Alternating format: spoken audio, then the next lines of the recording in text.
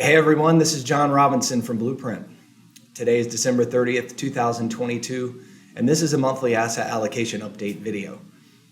As you probably already know, or maybe this is your first time watching the video, we produce this video in conjunction with our longer form written piece that we call the Co-Founder's Note. And in this month's version of the Co-Founder's Note, we write about the idea that you can't control the markets, but maybe you can control the ride as you participate in the markets. And we talk about how Blueprint strategies in 2022, while the market has not delivered probably anyone's expectations, the ride in a Blueprint strategy has been much smoother. And using our trend following process, our systematic investment process to drive asset allocation decisions this year has allowed for a smoother ride. And we look at the worst 10 days this year in the S&P and how Blueprint strategies, particularly our tactical balance strategy, was positioned.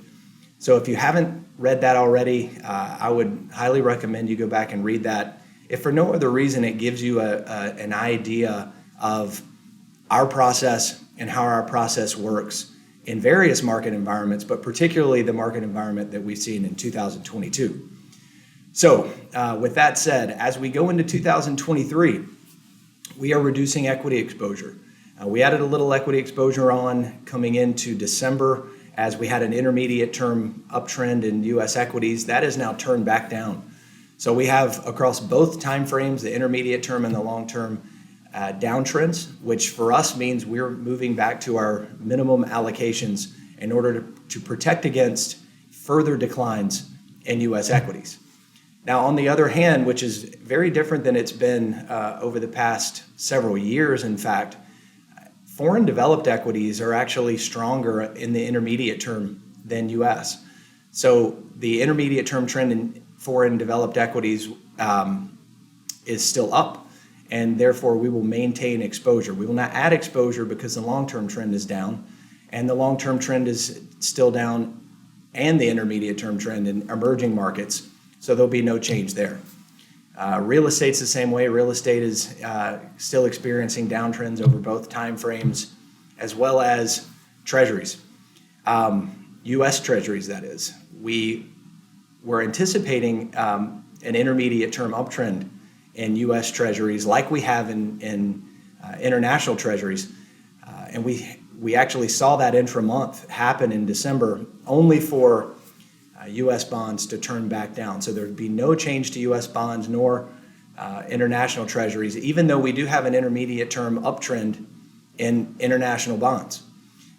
So there again, you see this pattern of U.S. equities are a little bit weaker than foreign equities over the intermediate term time frame, and foreign bonds are a little bit stronger than U.S. bonds over the intermediate term time frame. In inflation-protected securities, we still see downtrends. Our models are still picking up downtrends in the intermediate and long term.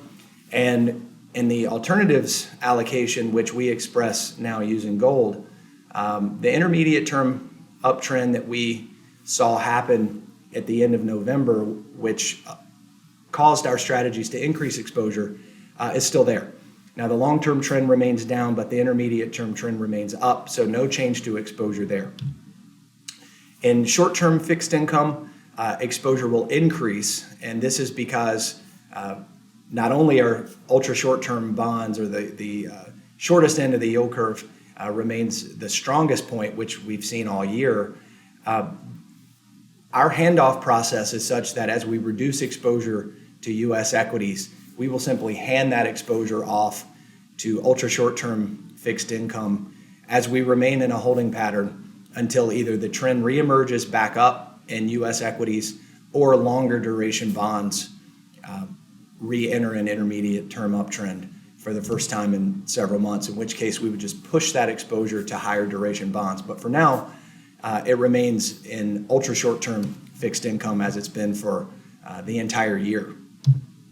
So you can see this on the graph. Really the biggest exposure changes as we go into January are that we'll reduce exposure to U.S. equities and push that exposure to bonds, particularly those of the ultra short-term variety. So what are the takeaways? Well, we have the reemergence of a intermediate term downtrend in U.S. equities, and therefore we will reduce exposure and push that to ultra short term bonds. Now, you heard me talk about in the co-founders note this month that we use a quote from Ed Seykota, and if you don't know who Ed Seykota is, we consider him one of the pioneers of behavioral finance. He doesn't get the credit for that because he's a practitioner, he's a trader, but I would highly recommend you go read about Ed Seykota, and if you don't read his bio, just read his quotes because they're full of wisdom, and particularly wisdom in the markets and controlling your emotions, or at least being aware of the emotions that come up. And one of the quotes he says is that it can be very expensive to, effectively, it can be very expensive to try to tell the markets what you want the market to do, and therefore be positioned accordingly. Now, you can't control the market. I think we all know that. Sometimes it feels like we can, and sometimes it feels like that the market should do what we want it to do, or at least match our expectations. That's impossible. But what you can do is you can choose a smoother ride. And at Blueprint, we focus on having a systematic process and then executing that process with flawless discipline. And this year, while Blueprint strategies are negative, just like stocks, just like bonds, almost every asset class is going to finish the year in the red. However, the ride in a Blueprint strategy was much smoother than it was had you just passively held stocks and bonds or stocks in any other asset class.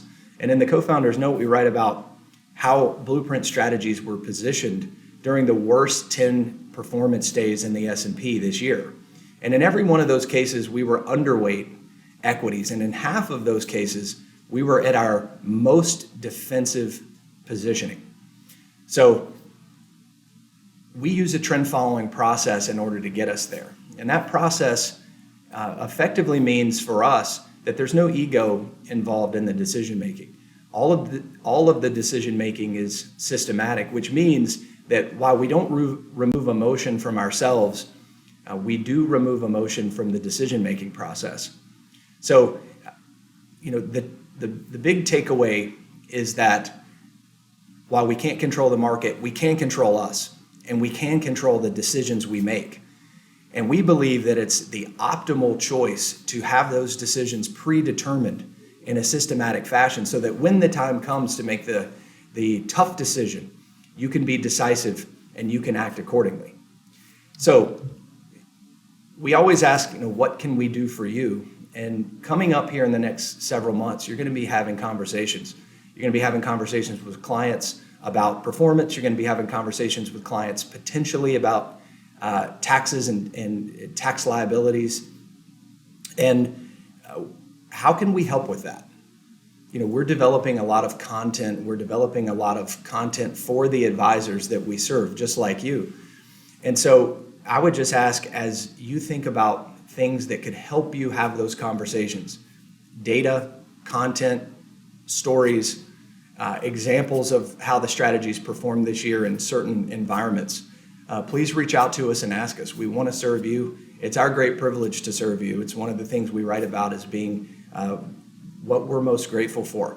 And that's our great advisor partners that trust us to do our job, and then they take the balance of the time that we take from them and go do the things that they're best at or enjoy. And that's the way it should be. And those are the types of relationships that we're looking for. So how can we best serve you? If you want to get in touch with us, you can see on the screen here, you can go to blueprintip.com. You can email me or call me directly. My email and phone number are there on the slide. So with that, we hope that you all had a great holiday season. Happy New Year to you and your families. And we'll look forward to seeing you back here early in 2023. Thank you.